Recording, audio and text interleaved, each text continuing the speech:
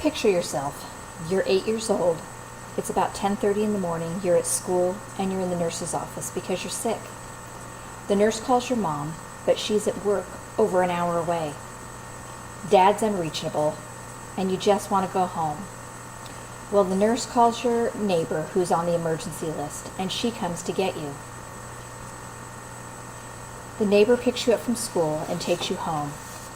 You let yourself in with your own key, get in your PJs, turn on the TV, snuggle up on the couch, and wait. Yes, wait. Because you realize there's no one at home to take care of you, nor will there be for at least another 4 hours. You're sad, lonely, don't feel good, and mostly, you just want your mommy. This is just one example of what it's like to be a latchkey kid. A latchkey kid is a school-aged child of working parents who must spend part of the day unsupervised. Did you know that in the 1970s and 80s, kids as young as 6 years old could be left at home alone for hours on end without any supervision? Nowadays, this is illegal. But when I was a child, the term latchkey kid was coined. This term came from children who usually had a chain around their neck with a key hanging on it. And they would let themselves into their own houses, where there was no supervision. This experience I just shared about being sick at school actually happened to me several times, as a matter of fact, over the years. Being a latchkey kid did play a role in determining the type of mother I wanted to be to my kids. There was also other factors which led me to be a stay-at-home mom, which I considered to be my most important job. I lived the life of a latchkey kid from the 1st grade to the 12th grade, not because my mom didn't love me or because she was choosing work over motherhood. Those were just our circumstances. She needed to work.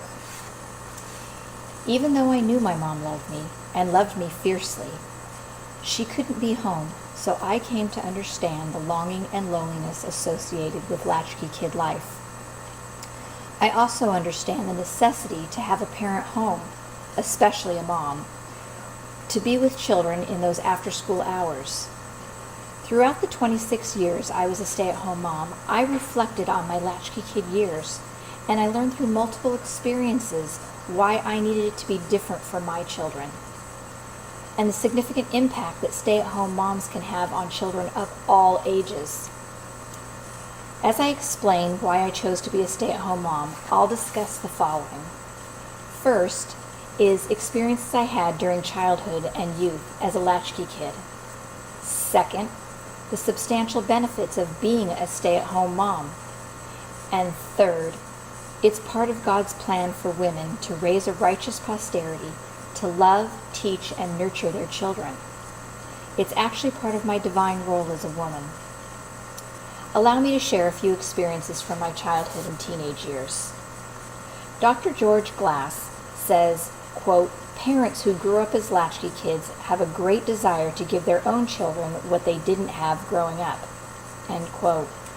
When I was in elementary school, I longed to have a stay-at-home mom, not only to pick me up from school if I was sick, but to be involved in my school and my activities, to attend my school functions and volunteer at my school. My mom missed school performances and plays. I never had a mom available to volunteer as a room parent or chaperone a field trip or even participate in PTA. There were countless days that I wanted to talk to my mom after school, such as when other kids were mean to me, or middle school and high school, mom wasn't there to talk about boys, not being invited to a school party or dance, having an argument with a friend, or just to talk about my day. Having a mom at home goes beyond just a want. There is actual evidence to prove that it's better for children. Eric Bettinger, associate professor at the Stanford Business Graduate School, shares extensive data from Norway, finding potentially dramatic benefits for older children when their parents had more opportunity to stay at home. One of those benefits, says Ellen Hendrickson, PhD, she says, children benefit academically when a parent stays home. I wanted my children to know that education was important, to make sure homework was getting done, and to help with any projects they may have. Academics mattered, but was not a priority when I was growing up. I was a very average student, in part because no one pushed me to do more. I never had academic aspirations, perhaps because no one really took an interest in my academics. Not because they didn't care, though, because they just weren't there. Another benefit is time. A child doesn't need quality time, he needs quantity time, says Jill Savage, the author of My Heart's at Home. No one can love my children and make them feel safe the way I could. The home gives children an opportunity to learn to trust and feel connected. The home is where children learn to support and to be supported.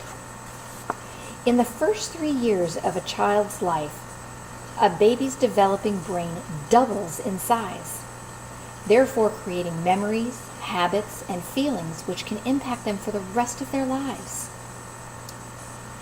After these first 2 points, you might think, well, no wonder she chose to be a stay-at-home mom. However, that was still not my mindset. Because it wasn't what was modeled for me, Donna Carol Voss, Berkeley grad, author, blogger, speaker, and mom, shared the following, quote, to focus on the here and now as the path to somewhere better, that what really matters is only what we take with us when we die. Family relationships matter more than anything else. Ironically, even though I had very strong feelings about being a latchkey kid and understanding the benefits to children who have stay-at-home moms, it wasn't until the Spirit took hold of my heart and I allowed it to tutor me that I really came to understand my important role of a mother, as a mother. The proclamation to the world on the family states, mothers are primarily responsible for the nurture of their children. While I was on maternity leave, as it was coming to a close end, one night I had just put my daughter to bed, and my husband and I were on our way downstairs, and I just sat on the stairs and started to sob. All I could squeak out when he asked what was wrong was, I just can't leave her. I just cannot leave her.